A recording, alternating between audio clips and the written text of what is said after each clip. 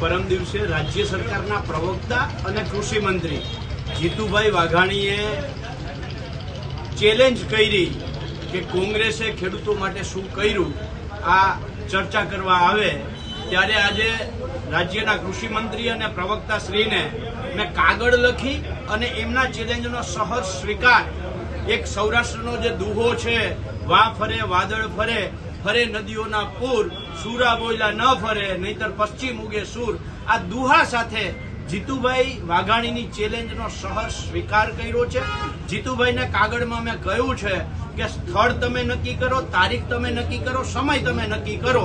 કોંગ્રેસે ખેડૂતો માટે શું કર્યું અને ભાજપે શું કર્યું એ બાબતે આપણે ચર્ચા કરીએ. અને હારે હારે કોંગ્રેસે જેટલા કામો અત્યાર સુધીમાં કર્યા છે એના 0.01% કામોની યાદી મેં મોકલી અને જીતુભાઈને કહ્યું છે કે ખેડૂતો જે અત્યારે ખેતરે વાવે છે ને એ ખેતરના 7/12નો અધિકાર, જમીનનો અધિકાર, માલિકનો અધિકાર કોંગ્રેસે આપ્યો છે. ભૂદાનું હોય કે સાથણીની માધ્યમથી આ યોજનાઓ માધ્યમથી જમીન વિહોણા ખેડૂતોને જમીન આપવાનું કામ કોંગ્રેસ સરકારે કર્યું છે. જે એસડીઆરએફ મુજબ અત્યારે તમે સહાય આપો છો, એનડીઆરએફ મુજબ આ એસડીઆરએફ, એનડીઆરએફ, પાક વીમા જેવી યોજનાઓ છે એ કોંગ્રેસની સરકારે જ આપી છે. જેના આધારે અત્યારે ટેકાના ભાવે તમે મગફળી ખરીદી કરો છો. એનડીઆરએફ એ સંસ્થાની સ્થાપના પણ, નાફેડની સ્થાપના પણ કોંગ્રેસ સરકારે કરી છે. જેમાં તમે 40% ખાતર ઘટ ઊભી કરવા માટે તમે 40% ખાતરના ઉત્પાદન ઓછું કરવાના જેને આદેશ આપ્યા છે, એ ઇફકો હોય, ક્રિપ્કો હોય, એની સ્થાપના પણ કોંગ્રેસે જ કરી છે. ગુજરાતના તમામ ડેમોની સ્થાપના કોંગ્રેસે કરી છે. આવી અનેક બાબતો જે છે સવારથી સાંજ સુધી જીતુભાઈ આપણે બે જણા ચર્ચા કરીએ અને આ સાંજ સુધી લિસ્ટ ગણાવું તો લિસ્ટ ખૂટે નહીં એટલા કામો કર્યા છે. અને તમે શું કર્યું છે કે જે કૃષિ યુનિવર્સિટીઓ હતી, જે સંશોધન કેન્દ્રો હતા, આ તમામ સંશોધન કેન્દ્રો તમે વેચી નાખ્યા છે. તમે જે સંસ્થાઓ કોંગ્રેસે ઊભી કરી હતી એ વેચવાનું તમે કામ કર્યું છે. દરેક તાલુકા મથકે માર્કેટિંગ યાર્ડ હોય કે જીઆઈડીસી હોય એની સ્થાપના કોંગ્રેસે કરી છે. જીતુભાઈ તમે જે સ્કૂલમાં ભણ્યા છો એ સ્કૂલની સ્થાપના પણ કોંગ્રેસે કરી છે. એટલે જીતુભાઈને હું જાહેર માધ્યમોના માધ્યમથી મેં પત્ર તો લખ્યો જ છે અને પત્રમાં કહ્યું પણ છે કે તમે તારીખ, સમય અને સ્થળ નક્કી કરો. એ તારીખ, સમય, સ્થળે ચર્ચા કરવાની તૈયારી છે. એટલે એક હારે હારે ટકોર પણ કરી છે કે દેશના વડાપ્રધાન ભાજપમાંથી જે ચૂંટાઈને આવે છે એ નરેન્દ્ર મોદી સંસદમાં બોલીને બદલી જાય છે. અગાઉના કૃષિ મંત્રી વિધાનસભામાં બોલીને બદલી ગયા છે. તો જીતુભાઈ તમે ચેલેન્જ કરીને બદલી ના જતા અને એટલા માટે જ મેં દુહો એને કહ્યો છે કે આમાં જો તમે સુરા તરીકે બોલ્યા હોવ તો સુરા બોલ્યા ફરે નહીં. અને હું આશા રાખું છું કે જીતુભાઈ બોલીને બદલી નહીં જાય, ફરી નહીં જાય. એ સમય, તારીખ અને સ્થળ જાહેર કરે એની હું રાહ જોઉં છું કે કોંગ્રેસે શું કર્યું અને ભાજપે શું કર્યું એની ચર્ચા.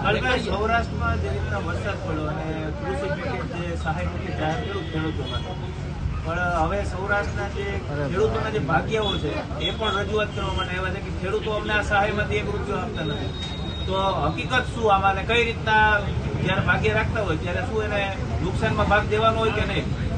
જો જે રીતે ખેડૂતોની અત્યારે આ વાત છે તો સામાન્ય રીતે જે સરકાર પૈસા આપે છે ખેડૂતના ખાતામાં નાખે છે અને બધા જ ભાગીયાઓને નથી આપતા એવું એ નથી.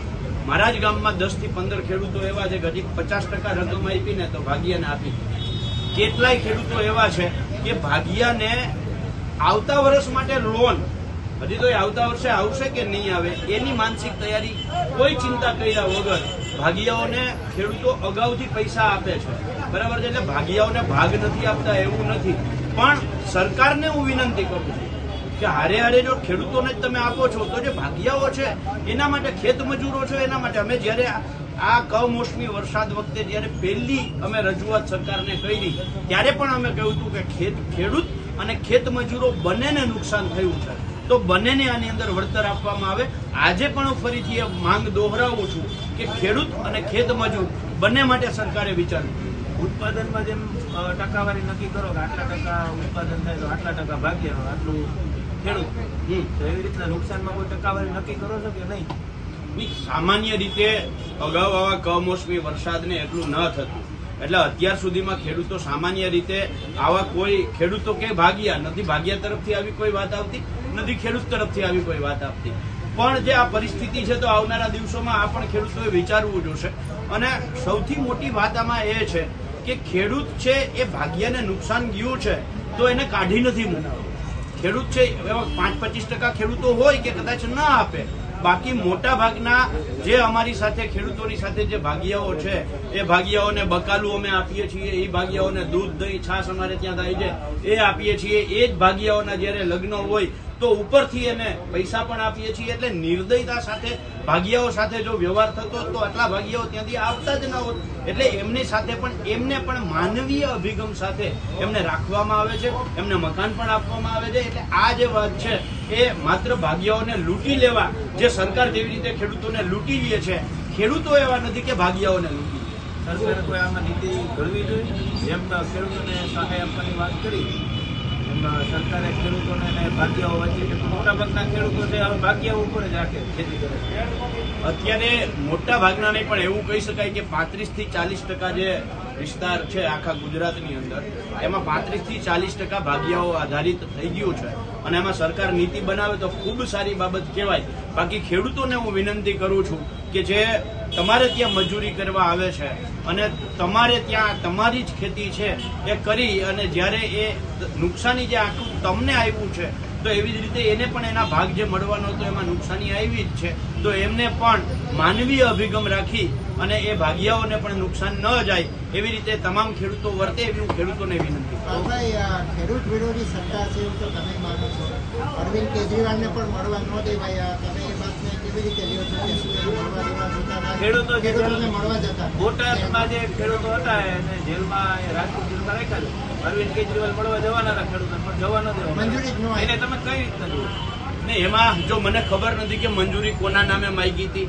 માની લો કે ખેડૂત પરિવારના નામે મંજૂરી માંગી હોય, જે જેલના નિયમો છે એ મુજબ ખેડૂત પરિવારના નામે મંજૂરી માંગી હોય ને હું મળવા જાઉં તો મને સ્વાભાવિક છે કે ના મળવા દે.